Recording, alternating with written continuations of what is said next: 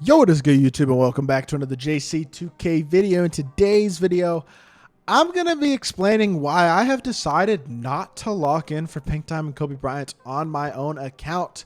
I'm not going to sit here and 100% promise that I'm not locking in for Kobe, but I'm like 99% not locking in for Kobe. There's a very small chance that I wind up doing so at some point for whatever reason, or I just decide grind a lot and I get him no money spent.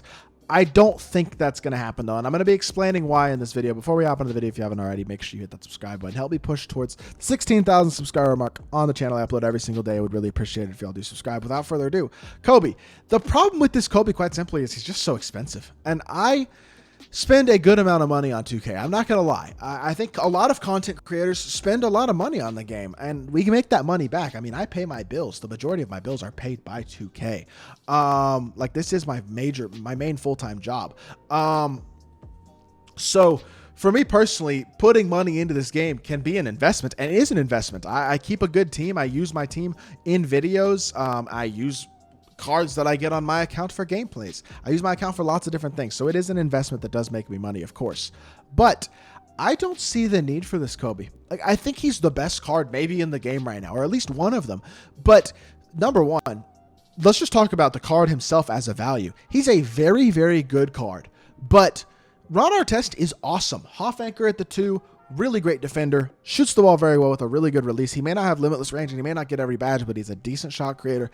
Really nice release, very good slasher, pretty darn good offensive card. And defensively, he's exceptional. Paul George is still absolutely elite, 2 inches taller than Kobe, still incredible defensively, a great slasher with a great release who can shot create okay.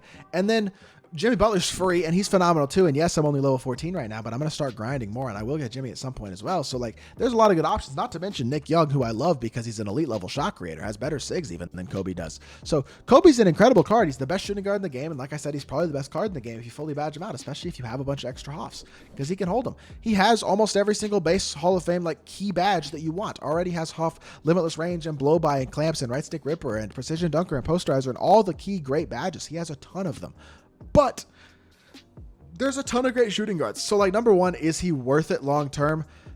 That's debatable, because at some point we're getting Pink Diamond Tracy McGrady and Pink Diamond Michael Jordan, and eventually there's going to be Pink Diamonds of guys who are out of position. There might be a Ricky Davis, and there's going to be a bunch of really good cards. We're going to get better and better cards. If Paul George's Diamond could play shooting guards, that means his Pink Diamond will also be able to play shooting guard. There's going to be better cards in the future. So, Kobe, as great as he is, it's a lot of money for one card that will probably be the best card in his position for a month, maximum 2. Like, I doubt we make it to February with him being the best card in the game. And he'll be available for most people on December 22nd. That's still 2 more weeks of new cards before he's even available for most people. Remember that. He's incredible and he is amazing, but almost nobody has the card because you have to pull him for the next 2 weeks before you can get the card.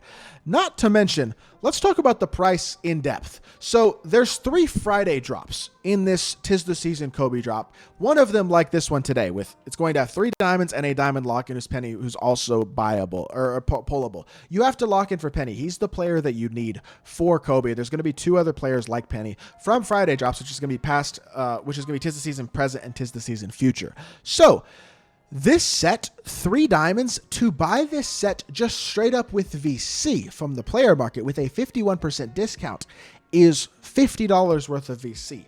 To buy it with MT, it's like 900,000 MT almost, which is an absurd. That's almost $150 worth of MT if you were to buy MT. So assuming that you buy it with VC, which is the most financially responsible way to buy these sets, unless you're completing the sets with MT that you grind, I guess.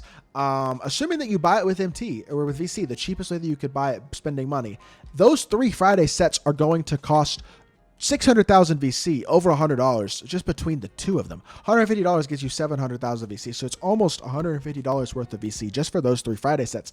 Not to mention 2 Tuesday sets that are coming, which will be a, like they said, I think they called it 'Tis the Season Past to Present will be what it is. So that's going to have another diamond card or 2 in it that you're going to have to get. There's going to be a collection reward. They didn't say those players are grindable by agenda, so that's going to be another chunk of MT. So as a whole, at a minimum, buying this set with VC, it's $150, if not more. Just buying it with VC. If you buy it with MT, buy some MT to complete some collections, do some stuff like that, or spend the MT you have, it can be more than that. Like, it is a really, really expensive set to complete in a lot of ways. $150 is not a cheap amount, and it might wind up actually coming out to more than that if you were to buy all the cards for it. And that's a lot of money, and it's hard to justify a $200 expense, basically, is what we're pretty much looking at for the most part with this type of thing. And yes, you get a lot of other good cards. Obviously, D-Rob and Artest are amazing, but you can buy those cards without locking in for Kobe.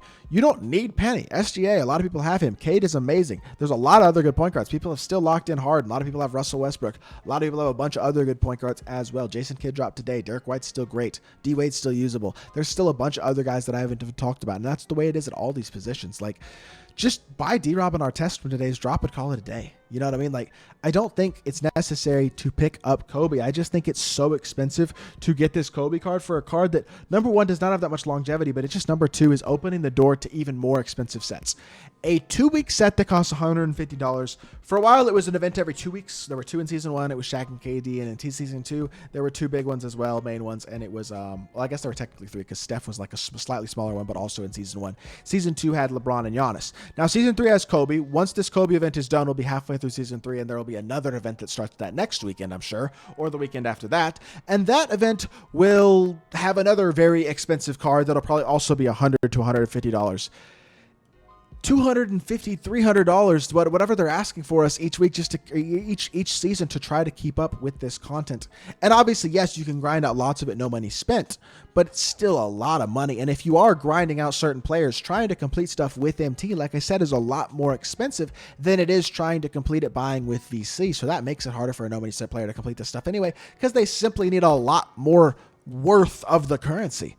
So it's just, I don't know. I don't totally know how to feel about this, to be completely honest. It's very expensive, and I don't think it's good for the game long term. For me personally, I just don't think it's worth it for me. I think I'm just going to pass on Kobe. As much as I love Kobe, as much as he's an amazing card, I know he's great, and I want the card, I don't see a real need for myself to get him. I bought D-Rob today, and my team is like fine. Like, I'm good with my team. I have a great team. I still have Hall of Fame badges sitting in the bank. I have a bunch of good cards. My team is super duper good. I have different ways that I can run my lineup. I feel confident with all my players.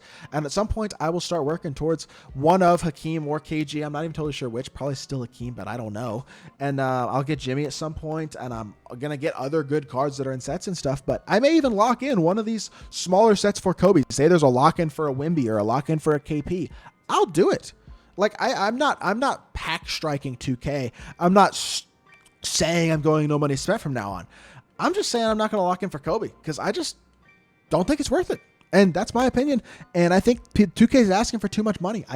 The money to reward ratio for me with how much I've been playing the game with what it is just not worth it for me. Like, and I will say massive shout out to the people who allow me to not have to get every card as well. People like my boy Phantasma and like Cabrillo and Mini Coach and other people like that. And it was TK in the past. It's not really this year, but in the past. Like, I just shout out to all the people who I really appreciate who let me use their accounts, because y'all are some of the real MVPs and really help me to elevate my content and get videos out to y'all at the consistency level that I do without having to absolutely break my budget, because I'm not rich. I don't have the money to just go spend and blow and buy all these cards. Like, that's the way life is. So my personal opinion to y'all, I mean, I say it, practice financial responsibility. I'm doing what I say. I'm practicing financial responsibility. I don't think it's financially responsible for me to spend that much money on a card. The value there isn't worth it to me, if that makes sense. So just my opinion, and I thought I'd make a video to share my thoughts. And I always say you can play no money spent. You can play without every single top card. I don't do it too much. I know I don't generally play with the most budget of squads. I generally have one of the best teams. But I didn't lock in KD. I'm not locking in Kobe.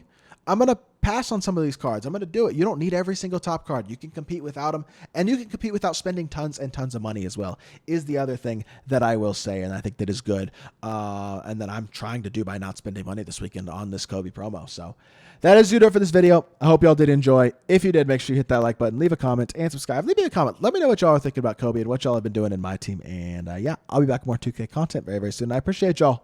Peace.